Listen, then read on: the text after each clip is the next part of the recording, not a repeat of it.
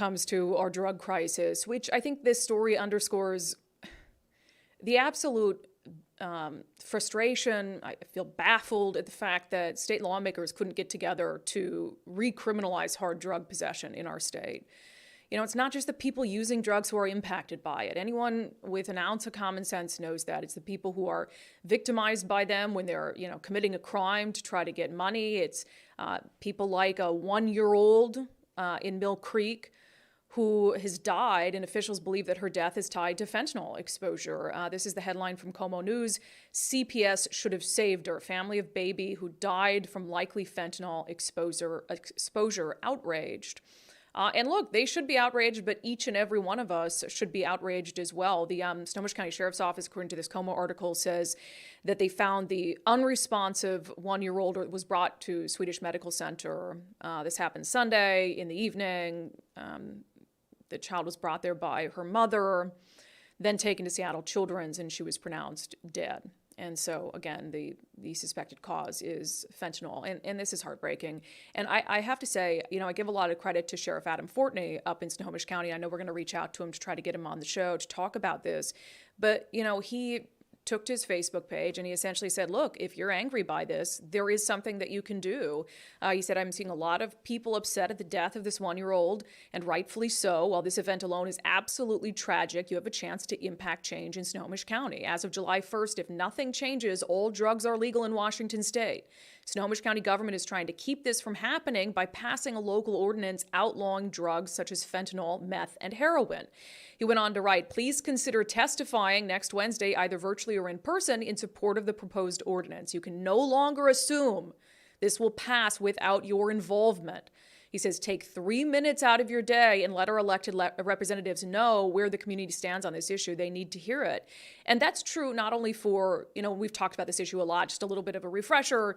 There's going to be a special session on the 16th, so next week, to try to come up with a statewide law regarding drug possession. If they don't, then starting July 1st, drug possession is de facto legalized in Washington state. So you have a lot of local entities rushing to try to put their own ordinance on the books in case that happens, so they have something they can enforce. And so what Sheriff Fortney is encouraging people to do is show up, speak. If you're outraged by the death of a baby, take 3 minutes out of your day and let elected leaders know who are considering this ordinance how you feel about it. And then, as a good measure before the May 16th special session, also reach out to Democrats in Olympia and let them know that you want a law on the books statewide that actually has some teeth to force people into treatment if they won't comply willingly. And by force, I, of course, mean if they're faced with jail time, I think that they're much more willing to say, yeah, I'll take treatment over jail time. So look, this is, and again, when I hear people like, oh my gosh, Senator Moncadingra, who wants to be the attorney general, who wants to legalize drugs because she does not believe that drug possession or drug use should be a criminal justice matter, I would ask the senator, well, what happens when you have a mom who's hooked on fentanyl and it kills her little baby? What happens when that happens? Is that a criminal justice issue? Of course it is. There are so many negative consequences of substance abuse, and you cannot look at it on an island. Of course, do we want people to get better? Of course we do. Nobody's saying throw them in jail and lock away the key and never offer them any access to treatment. Nobody's saying that. But we all know that when you just recommend to someone who is in the depths of their addiction, well, why don't you just get treatment? Of course they're not going to say yes. They're all screwed up on whatever drug they're taking. But if you give them a little moment of clarity, maybe in jail, or you present them with an option, either you go detox in a jail cell, a cold jail cell, or you go get treatment, I think that there's a much higher likelihood that people are going to get help. So honestly, shame on any elected leader in the state, but certainly in Olympia, who is still on this, decriminalize drugs bandwagon. Shame on you. Not only drug users are dying, innocent people are dying, babies are dying, and that is on your hands. Just same way I talked about the Pursuit bill and people who are being victimized by individuals who don't stop for law enforcement, that is on your hands. You've had every opportunity to fix these things. And you just resist because some of you are so pro-criminal. It's insane to me. Okay. Nicole, hi. How are you? Hi, Brandi. How are things? I'm doing well. It's a great day. It's beautiful outside. It's gorgeous So I'm doing outside. We're going to talk about the CNN town hall. Did you watch it? I didn't watch the whole thing, no. I've just seen some cuts from it.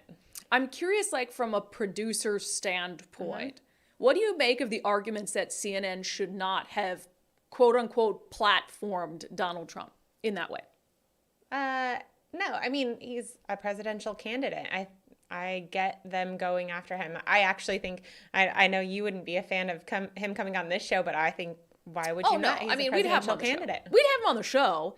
I don't think he'd like me very much. But that's okay. He's used to that. Yeah. I don't think he's afraid of that. No. So that's the thing and I think that it doesn't have to go the way that it sometimes goes because people go in with an agenda to try to make him look bad. Yeah. And just let him do it himself if he's gonna, right? So why do you don't have to go in to try to make him look bad. Yeah, and I'll talk about this. We'll play a couple clips or whatever, but I also disagree with the narrative that they shouldn't platform him. Now, I don't know that you need a full town hall dedicated to him this far out from the 2024 election. That's just an overall grievance. Like, can we give Americans a little freaking break from this stuff? The timing was unfortunate for CNN with the E. Jean Carroll case coming down. Oh, I think they did that on purpose, though.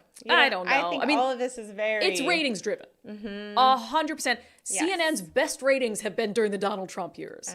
That's all this is. Now, a couple things that just bother me in general. And it goes back to, I mean, if I were to have Donald Trump here, I think you have to be a certain personality to effectively interview Donald Trump.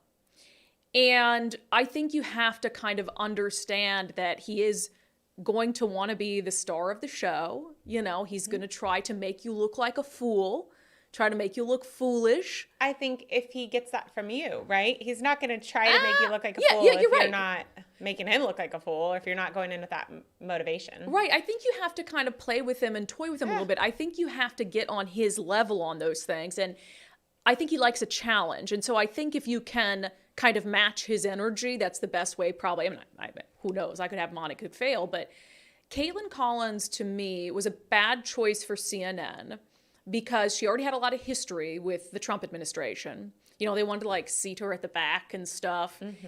And I think she's too serious. I mean, I think Caitlin Collins is a fine journalist. I've watched some of her stuff on CNN. I don't think she's certainly nowhere, like not somebody I'd spend my time railing against. But she's very serious. Like she very rarely sort of steps outside that serious. And I just don't think that's the right person to interview Trump. Right. I think that he comes in, and I have to say, I think he's a prepared interviewee. We had him on the show. He was, I have to say, like we went in, he knew how much time we had until we went live because we were taping right before we went live.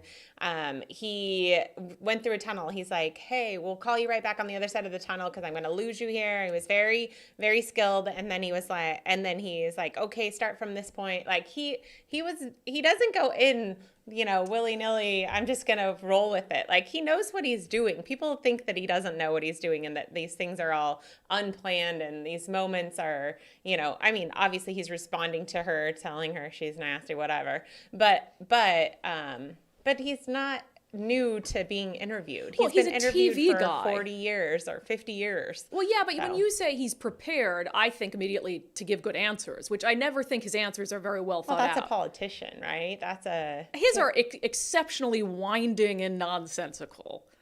Okay, but I think that's part of the plan. Yeah.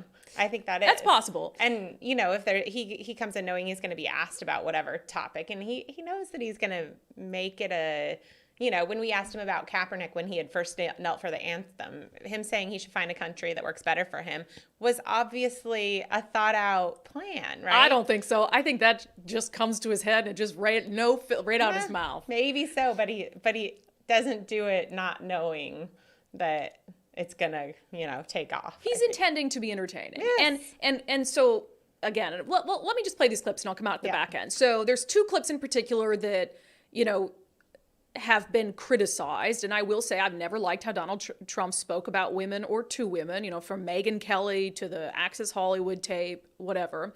So he called Caitlin Collins nasty. Here's that. why you held on to those documents when you knew the federal government was seeking them and then had given you a subpoena to return them. Are you ready? Are you ready? Can I talk? Yeah, what's you the mind? answer? Do you mind? I would like for you to answer the question. Okay, it's very simple to answer. That's why I asked it. It's very simple to, you're a nasty person, I'll tell you. And the second one was, of course, the E. Jean Carroll ruling came down where he was found liable in a civil case by a jury for sex abuse and defamation going back like 30 years. And he rightfully should have an opportunity to respond to those allegations. And Caitlin Collins asked him about it, and he continued to deny it. And then he inserted an insult against the woman at the end. This woman, I don't know her. I never met her. I have no idea who she is. I had a picture taken years ago with her and her husband, nice guy, John Johnson. He was a newscaster, a very nice man. She called him an ape. Happens to be African American. Called him an ape. The judge wouldn't allow us to put that in. Her dog or her cat was named Vagina. The judge wouldn't allow it to put that in. All of these things, but with her, they can put in anything. Access, Hollywood, this was a jury of 9 people who found you liable of sexual abuse. Do you think that will deter women from voting for you? No, I don't think so, because I think the whole thing, just so you understand, ready? I never met this woman. I never saw this woman. This woman said, I met her at the front door of Bergdorf Goodman, which I rarely go into other than for a couple of charities. I met her in the front door. She was about 60 years old, and this is like 22, 23 years ago. I met her in the front door of Bergdorf Goodman. I was immediately attracted to her, and she was immediately attracted to me. And we had this great chemistry. We're walking into a crowded department store. We had this great chemistry, and a few minutes later, we end up in a dressing room of Bergdorf Goodman, right near the cash register. And then she found out there were locks on the door, so she said, I found one that was open. She found one. She learned this at trial. She found one that was open.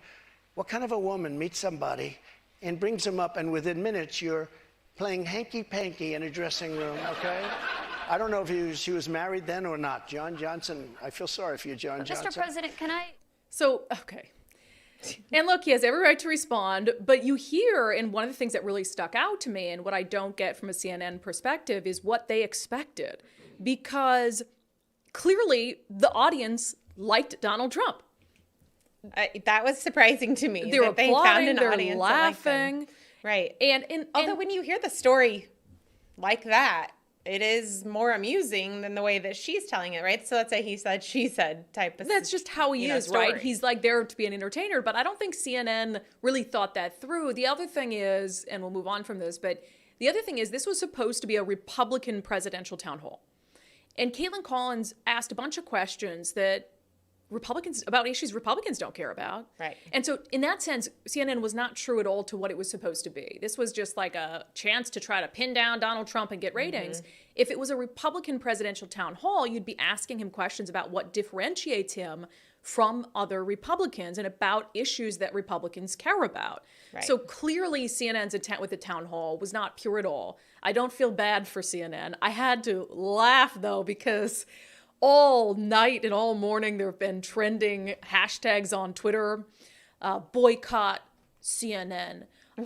CNN is done. Over this? I'm like, well, it's like from the left who's like outraged that Trump was even on. And I'm like, boycott CNN? Like, we've all been boycotting CNN for like 6 years. So I just find it funny that CNN thought, it's about ratings. I just don't know what else it could be about. But I don't think it was particularly good for CNN. I do think it was good for Donald Trump. Yeah. If that's what they wanted to do, was give him some attention, because nothing ends up being bad press for him. That's the thing, is people think that there's going to be, he's had all the bad press he can get, and he's still here. Yeah, I did Fox and Friends First again at 1 a.m. Mm-hmm.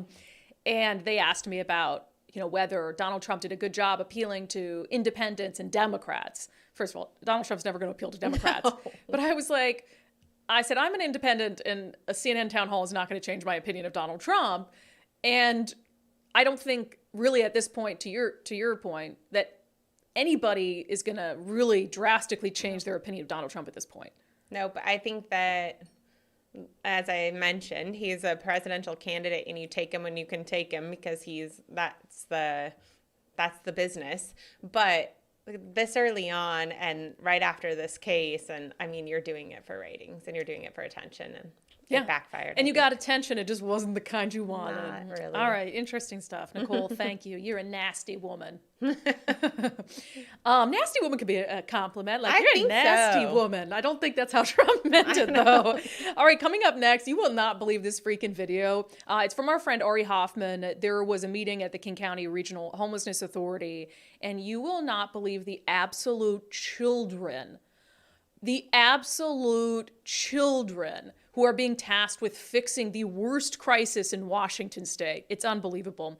But first, we've been talking about one of our newest sponsors on the podcast, Wes Jones of Wes Jones and Associates. If you are thinking about selling your home, I asked Wes Jones about how their process of selling your home differs from that of a traditional real estate agent. We have programs in place to help you prep your home. We can help cover your repairs and even cosmetic upgrades where you can pay for those at the closing table. We have a flexible commission structure. We have the absolute best marketing that you're going to find of any real estate agent.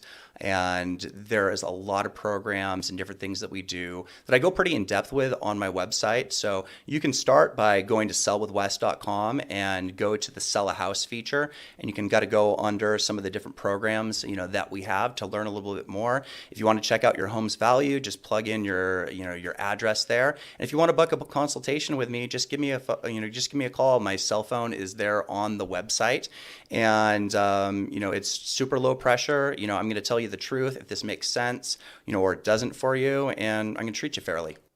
Yeah, so if you are in the market to sell your home, visit sellwithwes.com. That's sellwithwes.com. Use their home value calculator.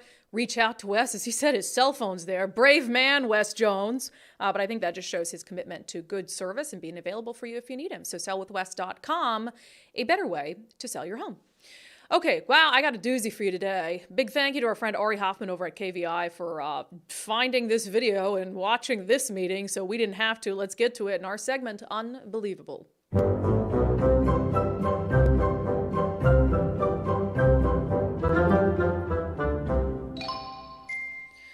Oh, man. Okay, so obviously we have a homeless crisis, and we have this thing called the King County Regional Homelessness Authority that we were sold as like the fix-all regional response to our homeless crisis, and it was going to do good in every step of the way. They've just faltered and failed. There's a Seattle Times article the other day. The King County Regional Homelessness Authority isn't even like paying out contracts on time, which is risking even having service providers who want to work with them. It's a mess. We've also talked about how these organizations in the city of Seattle, when they look at who are they going to choose to lead efforts to solve this deep, deep crisis in our communities, they're obsessed with identity.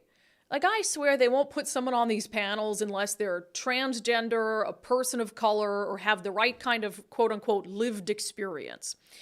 And that is never more true than in the video that we're about to show you. But first, a little bit of background. So the meeting that we're going to play a clip from was a meeting of the King County Regional Homelessness Authority's Continuum of Care Board.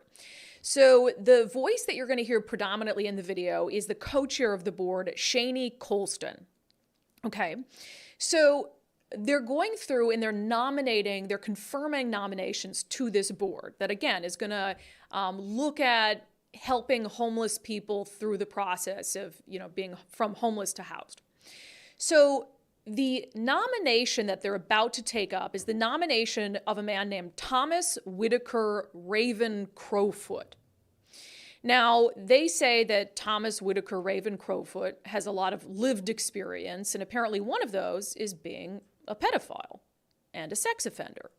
And look, if you did the crime and you've done the time, certainly move on with your life. But a little information on what this Thomas fellow was convicted of, according to Ari Hoffman, in 2012, he was charged with raping a minor in a case involving a 15-year-old girl. He pled guilty to a lesser crime of communicating with a minor for immoral purposes. And then Ari says Seattle police found Whitaker living in a tent with a 17-year-old in 2018. So obviously didn't learn about I don't know how to put that lightly, not doing inappropriate things with minor women. So anyway, fast forward, it's 2023, and his name pops up on this list of people who could be nominated to serve on this board for the King County Regional Homelessness Authority. Except one person handling these nominations, and you'll hear her chime in, has an issue with this nomination because she says that Whitaker made her feel incredibly uncomfortable, and thus she has an issue with the nomination. I'll warn you, the audio quality is not great, especially when the screaming starts, because there is going to be screaming. But I just want you to listen to this full clip, again, of the co-chair, Shani Colston, yelling at this member who objected to a sex offender who made her uncomfortable being on this board. Watch. Next is Raven Crawford, lived experience, Emergency Food and Shelter Board, representation of LGBTQIA2S+, American Indian, Alaska Native, Indigenous communities in chronic homelessness and domestic violence. Yatahe, I second. Yeah. All in favor? Thank you. Aye. Aye. Any abstentions? Stina and Liz both abstain. And then are there any no's? All right. Next is Jaja Floyd, lived experience. And that was the wrong, what was the name of the membership? Sorry, Eli, what was the correction? Homeless. Community Advisory Group. There you go. Yeah. Thank you. Can I say something? We have a code of ethics on this board, and Thomas Whitaker Raven Crowfoot is a sex offender, a repeat sex offender, and I have had bad experience with him. So I'm going to cut you off because we can't disclose people's personal business here, right? Okay. And although that's public disclosure, like we have no right to out anybody in this space. Okay. I thought, thinking of Right? what Like that's just not okay at all. Okay. And I won't And I stand for that apologize. as the co-chair. No, We're not we don't here do to that here. discover No. people's backgrounds. And actually, I'm glad that if that is the case, that he's here, because sex offenders are another population that is most vulnerable that don't have housing. Okay. People I do have had change nothing and but people good do experience She has with recovery. touched me. She has touched me. So if there's a meeting where he's at, I Christina, will not be you able need to be take there. this to the police then. Christina, I have. this is not the No, forum. Stop, Christy. Christy, stop. As the co-chair, I'm telling I you will. that you cannot talk like that in this meeting. I will not have that here. If anyone wants to talk like that, you will be muted and then removed from this meeting, board member or public or not. This is about equity. And everyone deserves housing. I don't care if they're a sex offender. I don't care if they're Black. I don't care if they're Indigenous. I don't care if they're a criminal. I don't care if they're coming out of jail, prison. Everyone deserves housing. Okay, Shanae, we got you. No, it's not okay. That's the point. And so when we talk about a code of ethics here at the COC board, we will be respectful of all people, all inclusivity. Everybody's here for the same reason, to end homelessness, because we've all been there. And it sucks, and it's a shitty place to be. But we are all human at the end, and we all deserve housing. It is a human right. It doesn't matter your background, your religion, your creed, your sexual orientation. I don't care about none of that, and nobody here should either. What we all care about is ending homelessness. Shanae, we need to move on. No, I'm telling you, I'm not moving on as the co-chair. I'm letting you know our code of ethics is that this is an inclusive space, and we are equitable to all. I agree. Totally. And that's not in disagreement. Nobody's there disagreeing with was a that, but we do need to misstep. move on. This is not the forum to Kristen, I debate need that you right to now. stop telling me what to do. Okay. No, I'm Thank part of this you. committee. I get I that, can. but I don't need your I know. side comments. I hear you. Thank I you. know, but yeah. Let's move on. Thank you. Zaza is who we were on. We were on Raven Crowfoot. For eyes. Did we approve Raven Crowfoot? Raven Crowfoot was approved. We were on Jaja. Thank you. That is insane. That is, I'm sorry actually that you had to also watch that, but I knew you'd want to see it. Those are the people who are going to fix the homeless crisis. That one person is clearly unstable. And to say to this woman who says, hey, he touched me and he's a sex offender, so if he's on the board, I'm not going to be at the meetings, and to have her treated the way she was treated for speaking up, and then this individual spends 2 minutes supporting this sex offender against the woman who says, hey, he touched me inappropriately. And they're supporting him because he brings important lived experience as a sex offender. And also in this whole lived experience thing about putting homeless people on the board. Like, are they still homeless? Because if they haven't figured out how to get themselves out of homelessness, I don't think that they should be on a board that's goal is to get other people out of homelessness. But again, this is one of the key issues with identity. When you're assigning people to these important positions that are supposed to, again, within the homeless industrial complex, supposed to make sense of this crisis that we're in, and you're doing it solely based on identity, and they've got this list that they're going through in these nominations, and it's fascinating to me because the whole list of nominees, it lists things that really don't have anything to do with their expertise on this issue. They're, listed representation, LGBTQIA2S+, American Indian, Alaska Native Indigenous. Okay. What does that have to do with their ability to try to help homeless individuals and help end this crisis? Literally nothing.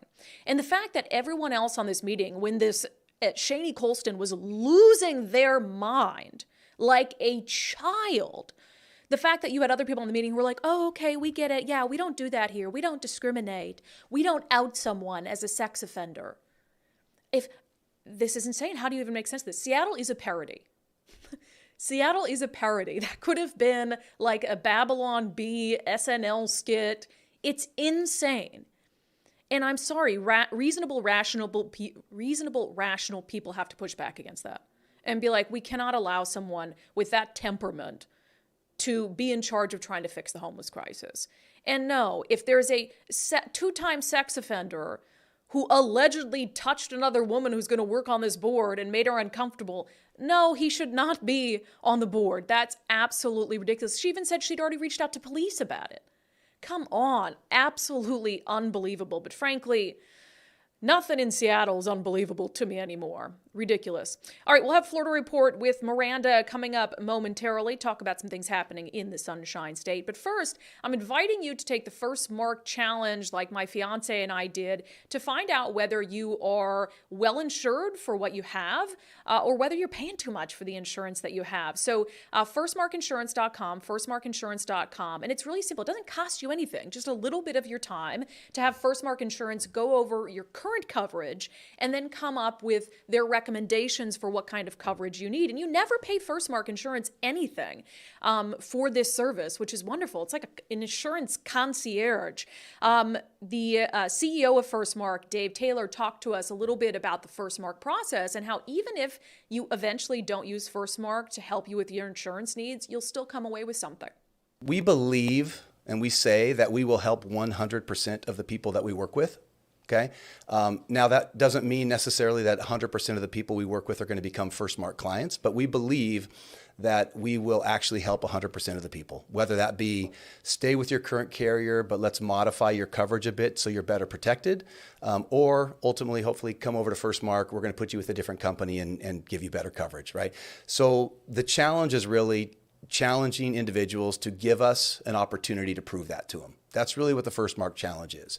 Yeah, and Mike and I gave Dave the opportunity to prove that to us, and we learned a lot, and we became members of the Firstmark family. So as of May 1st, Mike and I get all our insurance needs through Firstmark, and we were able, what we found out in the process of the Firstmark Challenge is that we were way, way undercovered. And that's scary because we work hard for what we have, and so we want to make sure it's properly protected. So we got way more coverage for about the same price, so it was a no-brainer for us. So take the Firstmark Challenge, firstmarkinsurance.com. That's firstmarkinsurance.com. Make sure to tell them that you heard about them on the unDivided podcast. All right, it is Thursday. That means we check in on what's happening all the way across the country in the Sunshine State. It is our segment, Florida Report. It's not even controversial anymore. People know in Florida their freedoms are going to be respected. Miranda, hello. Hello. There was an interesting story out of Florida that, Ron DeSantis has been going, I think, a little far with the culture wars, as you and I have discussed. Yeah. But he had pushed back against some language in social studies textbooks, and it seems like some of the publishers of those textbooks have relented. Yeah, they finally got back to the Department of Education with some revised versions of specific social studies books. They've finally accepted 66 out of 101 books that were presented to the Florida Department of Education. A lot of the reasons that the books were sent back for tweaking were different things that were basically revolved around political indoctrination. One of the books had mentioned, a middle school book had talked about the George Floyd incident. Some of the other books just kind of were asking parents to talk to kids about the George Floyd incident and Black Lives Matter.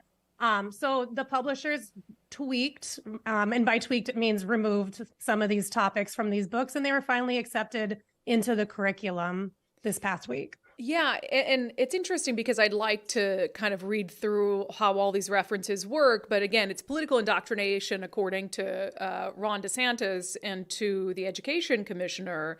Because one of the other things that was discussed was a lesson, according to Politico, urging parents to speak with their children about kneeling during the national anthem as a symbol representing America. So it's just weird shit where it's like, do you need to include that as part of an education? Like, if parents want to talk to their kids about the national anthem and kneeling, can't you just leave that to parents to discuss? So I do understand that aspect of it. Yeah, for sure. I mean, the education commissioner, Manny Diaz, had said, to uphold our exceptional standards, we must ensure our students and teachers have the highest quality materials available, materials that focus on historical facts and are free from inaccuracies or ideological rhetoric. So seems reasonable enough, but again, I mean, there's a lot of books involved here, and so I'm not going to lie and say I've read every single passage of what they wanted to change and what it's changed to. But I think education, it's like it's okay to leave some things out. I think we've tried to include too many things in a public education that are things that parents can teach their kids. Like, let's stick to the basics in school. Absolutely. Also interesting news out of Florida. Democrats are trying to woo some NBA legends to run for public office.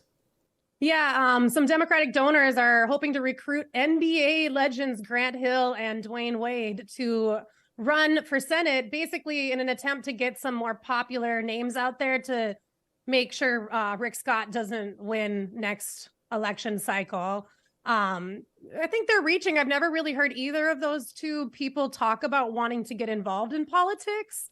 And it doesn't seem like this is the actual Democratic Party itself that's reaching out to them, but it's a lot of the donors and people that are financially supporting the Democrats. They're trying to gain a little more control over Florida with some celebrities. Win the next generation. Now, this might be a really ignorant question.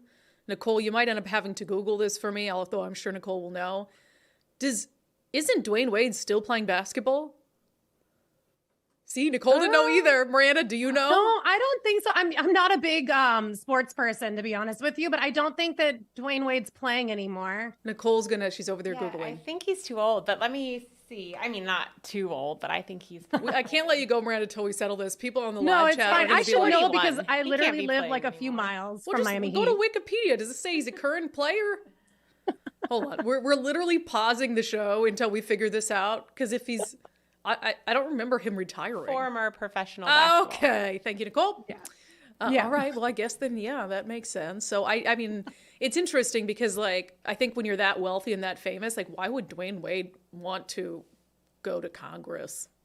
Yeah. And also, this kind of just to me, it also kind of is like the Democrats kind of laying all their cards out and be like, well, we got nobody else. So let's just reach into the celebrity pool and see who we can pull out of it. Which kind of sucks. I mean, there's got to be some really well qualified politicians, both Democrat and Republican, that they should be putting a little bit more focus on. But we'll see if either of these people actually take any interest in the offer when the time comes. Nicole, did you have something to add? Well, you might have said it, but he has a transgender daughter, and he's gotten very involved because they left Florida because of it. Oh, I didn't know that. Yeah. Learning all sorts of things about Dwayne Wade. Well, that's interesting. Well, I don't know. Miranda, we will see. Thank you so much. You're very welcome. It's not even controversial anymore. People know in Florida their freedoms are going to be respected. Meow, Senator Dwayne Wade. Look, guys, I don't know about basketball. I don't know who's in and who's out. I'm just an old lady.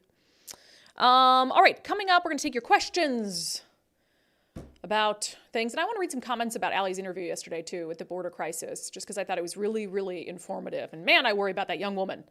Is she older than me? I worry about that woman. She's down there doing the dangerous stuff. But first, eastsideweightlossclinic.com, eastsideweightlossclinic.com. I'm down more than 30 pounds since I started the program. I've heard from so many of you who have also started the Eastside Weight Loss Clinic program since I started doing ads for them in January. And we're all just, I need to add up all the weight lost by all the undivided viewers and listeners, because I bet the number is super high. And we're all just looking lean and mean and feeling great. And it's not too late for you, too. If you, like me, maybe put on a little bit of weight during the pandemic, 42 pounds worth. I lost most of the weight in 2 months. And so if you want to get in shape before summer or just drop some excess weight, you still have plenty of time. So schedule a free 15-minute consultation with Dr. Ryan Coogan, who's awesome. You'll love him, at eastsideweightlossclinic.com. Just go to eastsideweightlossclinic.com. There's a little thing where you hit up the calendar, you schedule 15 minutes, but make sure when you do that, you tell them you heard about them on Undivided with me, Brandi, Kruse. But yeah, just 15 minutes to figure out whether the program is right for you. And you can get started right away and be looking good, feeling good by summer. I mean, you already look good, let's be honest. It's about feeling good, right? Okay. All right. Nicole, you want to join me for some questions, comments from the live stream? Okay. Anna says, we're talking about the state of news media and CNN and all of that. Anna says, that's why I quit watching all mainstream news. Not worth my time. You're my go-to gal. Thank you. You and Dory. God bless his soul. Thank you, Brandi Kruse. Oh, that's nice. I know, like I was saying this week, with all the entries into the 2024 race, I'm constantly thinking about what Dory would have to say about like Monica Dingra and Bob Ferguson. Ugh. It would be fun to watch. It would be.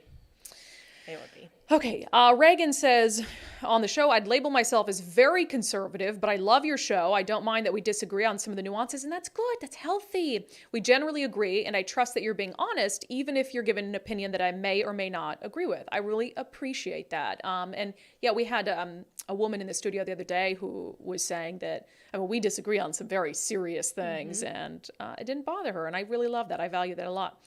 Okay, H on Patreon writes on $55.99, which we continue to talk about a lot. And in fact, we'll have an interesting interview for you on that next week, Nicole? I think so. Why do you always talk so far away from the microphone? Oh my gosh. I'm going to shame you. I'm just inches away. No, it needs to be closer. I'm going to shame you on the live show so that you remember to talk into it. Well, I'm talking into it, but it's a little bit low. You don't have a very loud voice. Okay. You're very... you talk quiet. Okay, I'll work on it. Okay, good.